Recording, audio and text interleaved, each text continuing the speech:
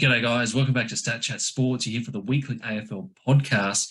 It's our round 19 review. We're going to go into it in plenty of depth. It's myself, Josh, with Steve. Just the two of us, Steve. What's going on? The boys are dropping like flies. Yeah, second time in, about a month? It's just the two on the pod. So, yeah, a couple of the boys in the twos. But, look, we'll make it work. It'll be all right. Absolutely. It's piss ball by then, but it's all good. The dream team, me and Steve, we're going to get it done, and we're going to start it off in the way we usually do. Our regular segment, hits, misses, hold fire. Steve, let's start it off with you. We're looking for a team that was a hit, and there's a few to choose from this week because it was an absolute cracker round of footy, one of the best we've seen. Oh, yeah, for sure. Like, look, if I could have, and I could have, but if I could have chosen round 19 as a whole, as the hit, I probably could have. Like, you still can. Yeah, I can. You're right, I can, but I'm not. I'm going to pick one game. But obviously the draw, Collingwood's game was a belter. Brisbane played a close one against the Suns. But in the end, we've gone the doggies. Yeah. The doggies win against Melbourne. Huge stakes. I mean, game of the year. I think you could quite safely say that is potentially game of the year, and with not many rounds left, might not be beaten. So I hope it's beaten by a good final. It was a cracker, Steve. Absolute rip sort of game. And I think it puts them in the 8. So it does. It does. We spoke on this channel last week. Go back and watch our video about the doggies and whether we thought they were a chance of finals. And realistically, it came down to could they win this game or this week's game against the Cats? And they've got it done. They've beaten the Ds. They've beaten your team, the Ds, that you were on at the start of the year. And I think the man that we have to give some praise to here, Jamarra Ugle-hagan, a breakout performance for him, Steve. 5 goals. He looked exceptional. Yeah, huge. I haven't got the stats in front of me, so I'm not sure exactly who else kicked some. I know Norton only kicked a couple, and did Bruce kick any? No, Bruce was nowhere near it. He still hasn't really come back to form since the knee. But I think it's good we point out the other options up forward, because that's really opened up Ugle-hagan to just play his game and not take, one of the best 2 defenders. So I think that's been really good for him. Yeah, and in a game where, like Norton and Bruce. The 2 main goal kickers in that team, only kicking 2 combined. If he hadn't have played the game that he had, the doggies would have been nowhere near it. So you could put the win almost on his back in its own right. His best game in a jersey, 100%. Oh yeah, for sure. And it's just his presence around the ground as well. So it's not just the 5 goals, but he's hitting packs, he's taking marks. He's doing the things that got him the number 1 pick in the draft. So awesome game from Ugle-hagan. But the thing that I like about the doggies is that midfield really just starting to hit form now. We mentioned that Bont was not looking fit at the start of the year. He's looking back to his best. Bailey Smith has effectively had a mini preseason, right? So he is looking fit. He's looking sharp. This is a team, Steve, that I think if they do sneak into the 8, and I reckon they are going to sneak in, they're going to do some damage in finals. You can guarantee it. Yeah, they're a finals team, aren't they? I mean, speaking about a team that made the grand final last year, they had a pretty poor start. It's a team that you expect to be in the finals. They're good enough to be in there. And given the game on the weekend, they just sort of prove that. So that they need to be in there for me, I think. And they'll do some damage, definitely, because I think they could maybe be coming into that finals as maybe considered as a potential underdog just because of how their season's played out. But given their squad, they're not really, are they? No, they're a juggernaut. Treloar injury is obviously a concern. Not sure how long that's out for when we're recording this video, but can't imagine that, should they make finals, can't imagine he's going to miss finals. So they are really coming to their own at the right time of the season. Big hit for the Dogs against a big team in Melbourne. Perfect start to the episode. BT usually covers the miss. Now, BT's not here. Birthday boy BT reckons he's feeling under the weather. Not sure if that's birthday related or not, but can confirm he looks not great. Okay. He's suffering from some severe conjunctivitis. So Let's some thoughts in the comments and hit him up with a happy birthday as well, because it is his birthday at the time of this recording, at least. So. Yeah, T's and P's to BT. Get well soon, mate. We'll catch up with you for your birthday. But he gave us, he gave us a game for the miss, and that was the draw. He gave us the draw as the miss, but not so much because it was the draw, but both teams needed the win. Freo needed the win to keep top 4. Richmond needed the win to put themselves in the 8. And they've both absolutely bottled it, Steve. Yeah, I mean, anyone who saw the game saw the way that it ended. I don't know the bloke's name because he's a young kid, but I mean, Cumberland. You've got a feel for him. You've got an absolutely. He was gutted. It honestly looked like he borderline was in tears as soon as that siren went, and he realised what he'd done. Yeah. Young kid had the chance to win the game, the ball in his hands, and he decided to play on, and it ended as a draw. So you've got a feel for the poor kid. Yeah, it's too many times in too many weeks for Richmond where they just haven't been able to get it done at the death. And I mean, we had the play on last week. We had Jake Arts playing on inside forward 50. We haven't even spoken about Miller with the smothered set shot where he took too long. It's just ridiculous behaviour from Richmond. So, this is not the dimmer coach team that we expect to see from Richmond. Obviously, as you said, they got some younger players in the team. We get that, but we just expect Richmond to win these games of footy. They've been doing it for the last 5+ years now. And, it's too many close losses. I think it's going to put Richmond out of the finals race. It's really tough as a Tigers fan right now, I think. Yeah, it could be they're certainly not out of the race. It doesn't make it easy for them. But yeah, if they can't close out games like this, then that's where they're going to struggle, I think. And on Freo's side of things, I mean, again, they're not completely out of the top 4, contention, but the draw, it's difficult. They needed, so yeah. It makes it tough, especially with other teams around them starting to elevate and cement their claim.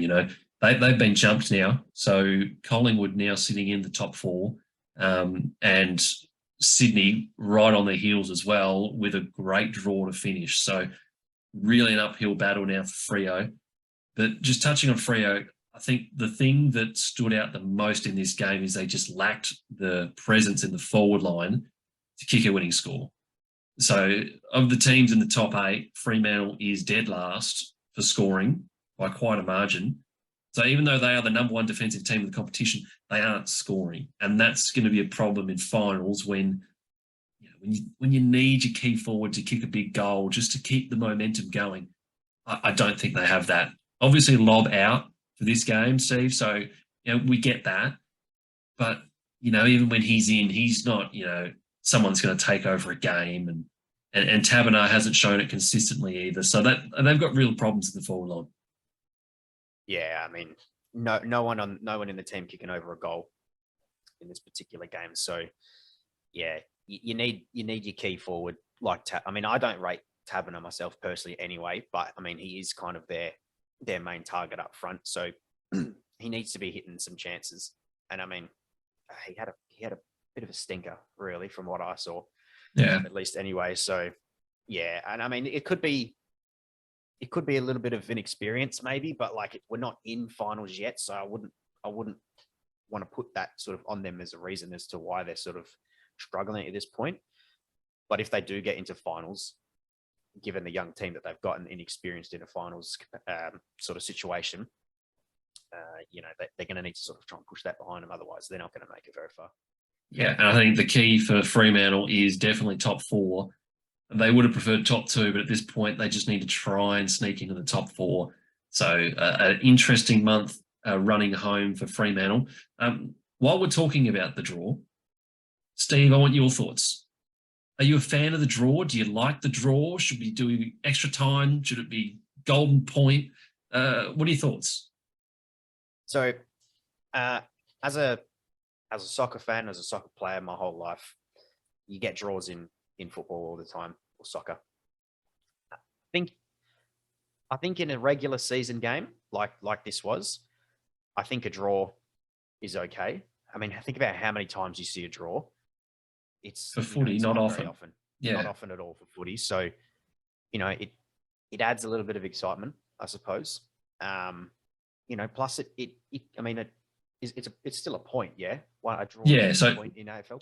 2 points for a draw, 4 points for the win. So yeah. Okay, so sorry, it's 2 points. Yeah, so 1 point is soccer. So yeah, 2 points for a draw. I mean, that's still, that's still a decent amount of points, and that can still swing a position on the ladder either way. Oh, it's got major repercussions on the ladder. You just got to look at it right now. Freo's log jammed in the middle. Richmond's now down half a game. So yeah, exactly. So I mean, just looking at that now, like, yeah, you've obviously got sort of two teams on these, odd score. That it's not odd, but you know what I mean, because of the draw. yeah.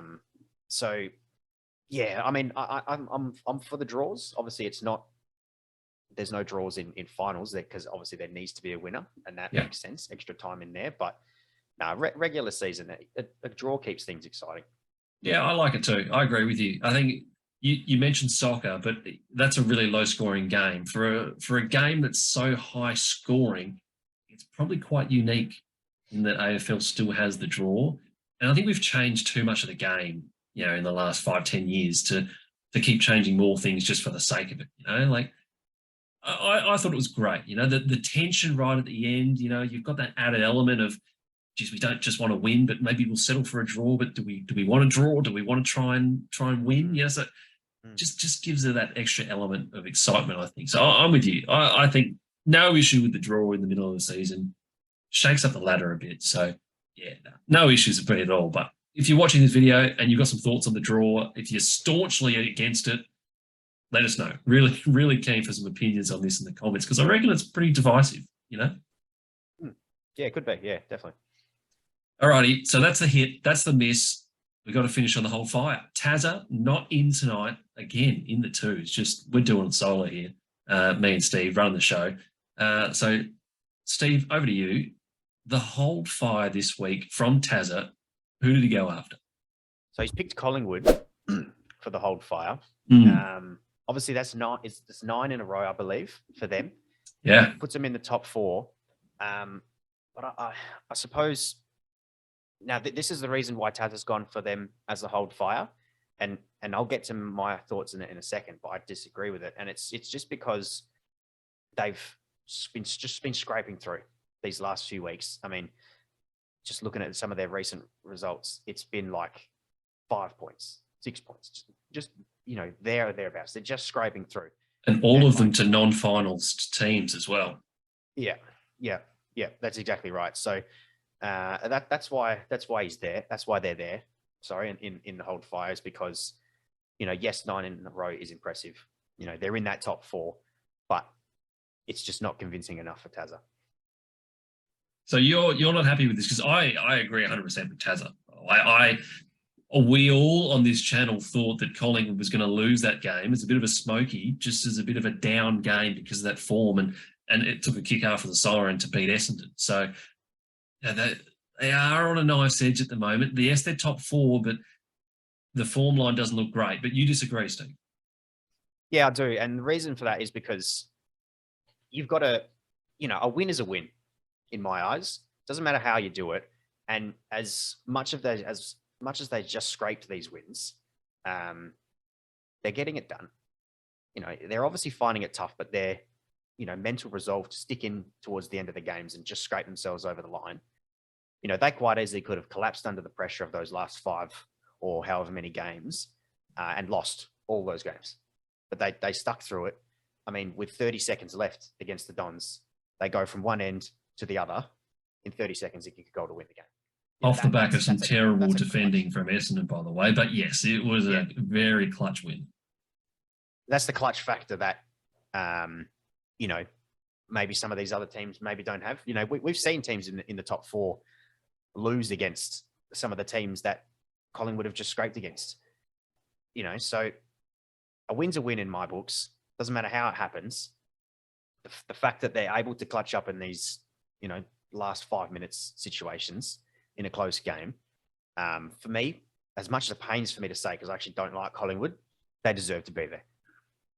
Yeah, I can see your point 100%. And that's certainly the glass half full look at them is, they haven't played great for the last month, but they've won 4 games. I mean, that's a really good sign of a really good team. Mhm. But it is still a concern. So the question that I want to ask you, and I think this is really the crux of the hold fire. The hold fire to me is Collingwood a top 4 team? Is Collingwood going to be there in a prelim final this year in the second last week of the year? My answer is no, but I want to hear your answer. There's a bit more optimistic about Collingwood.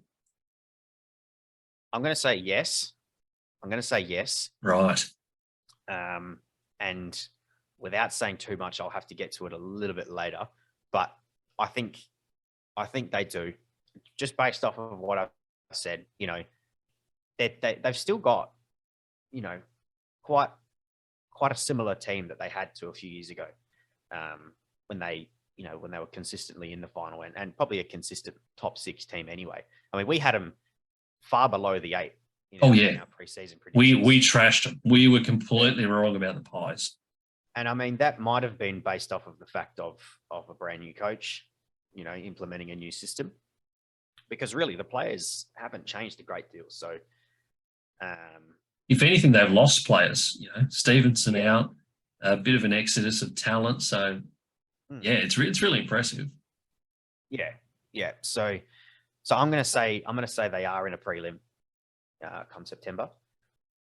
That's a big call. Yeah, they might even go further. Okay, that is a big call, and I'm guessing we've got to wait for your bold prediction to hear a bit more about it. So make sure you stay tuned for that video coming a bit later on in the week. But yeah, I'm not buying Collingwood for a prelim final for a top 4. I think that Sydney's draw is a bit better, that they're going to sneak into the top 4, and then, it is tough to, run the gauntlet from outside the top 4. So I'm out on Collingwood. Steve, you're in on Collingwood. And if you're watching this video, let us know your thoughts on Collingwood, because they're a bit of an enigma. They've come out of the blue, 9 wins in a row. Should we be holding fire, or should we be all aboard the Magpies bandwagon?